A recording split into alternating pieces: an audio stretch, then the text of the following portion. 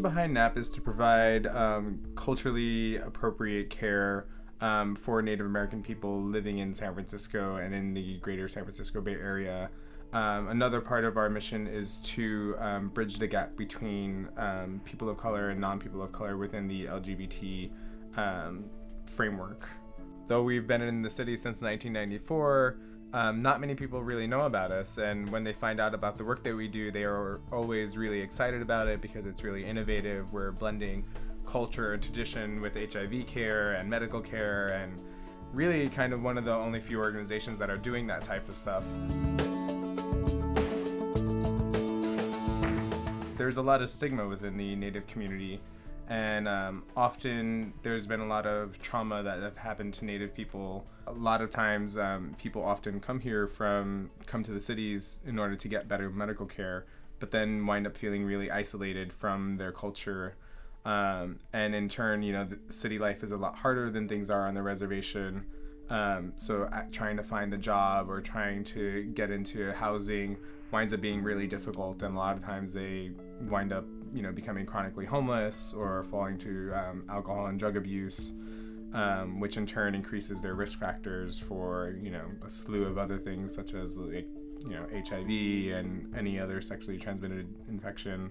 So in addition to doing HIV work, we also operate a drop-in center where people can it's a safe, sober space where people can just come and hang out, regardless of your age or your ethnicity or your gender or your sexuality. It's just a nice, neutral space where people can come and talk to each other, and a lot of clients do their native beadwork here, native artwork.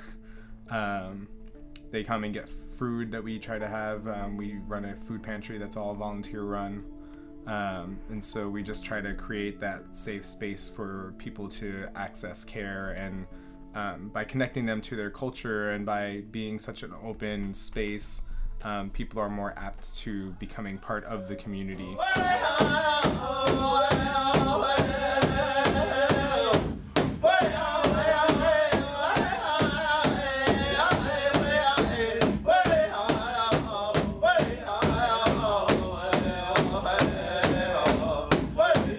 Have a HIV prevention program, and so that's for people who are not HIV infected, and it's to really relate to people on a one-on-one basis. Through that program we do individualized risk reduction counseling, so having really candid and honest conversations with our clients about their sexual activity, their drug use.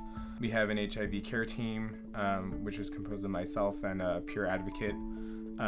I do a lot of counseling work and a lot of referrals to different organizations, to different services, making sure that people are connected within the city, with a big focus on really connecting people to medical care, making sure that they're getting medical treatment if they're not on any kind of HIV treatment, you know, informing them about the benefits of it. We try to be as tribe specific as we possibly can. I mean, all the events that we do are very general, pan-native events that everyone can participate in.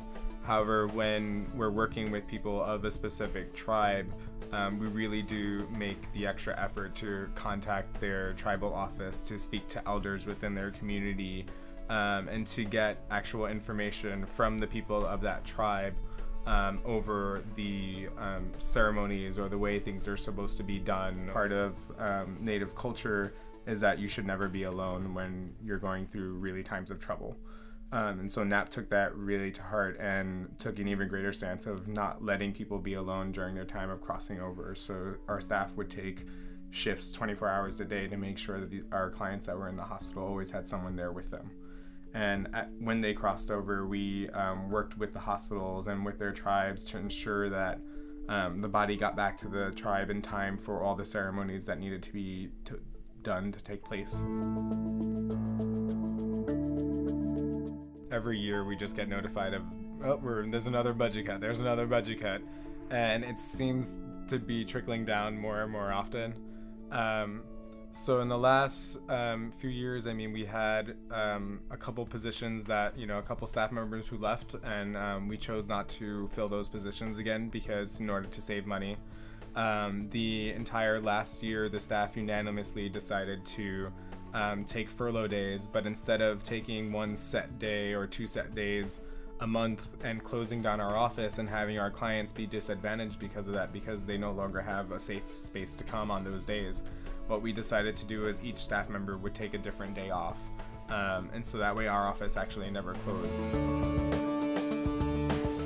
Partnering with GRGR West, which brings in tons of people into their event, all of which the money goes back out into the community, is just amazing. It's good people who are trying to do something for a cause, and now NAAP is kind of part of that cause, and we just look forward to kind of being there, to being at the event, to having our volunteers be there, to answering whatever questions may come from the day, and to just being a resource for people here in the city. You don't have to be Native to kind of access our services.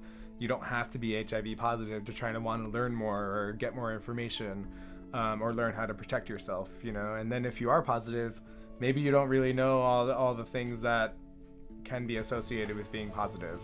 And so that's kind of what we're here for, to provide that education, to provide a really safe and open space for people to come and just feel welcomed and to feel part of something bigger, which I think real bad is, GRGR West is enmeshed with that same theme of bringing people together so you realize you're part of something grand.